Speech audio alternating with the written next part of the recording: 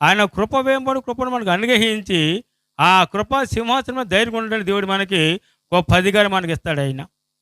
కాబట్టి జీవమగల దేవుడి యొక్క రాజ్యంలోకి వారసులుగా మార్చబడిన మనము దేవునితో అనుదినము కూడా మాట్లాడడానికి నిజముగా మరి మనం ప్రార్థన మనకి ఎంతగా ఆయుధమైనదో మనం ఒకసారి గుర్తు చేసుకొని ఆ ప్రార్థన ఎడతెగక ప్రార్థన చేస్తూ నిత్యము ప్రార్థన చేసి మన జీవితం కొనసాగించాలి. ఇప్పుడు లోకం అంతా కూడా భయంకరమైన క్లిష్ట పరిస్థితులు ఉంది. దేవుని పిల్లలారా, ఈ సంగతి ప్రపంచంలో ఉన్న వాళ్ళందరికీ తెలుసు, అది కరోనా వైరస్ అని.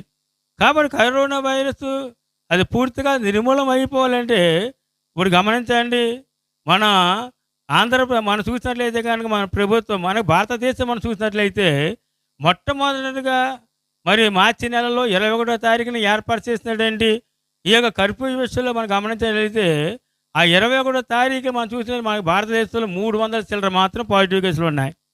ఇప్పుడు చూసినట్లయితే 1,00,000 పైనే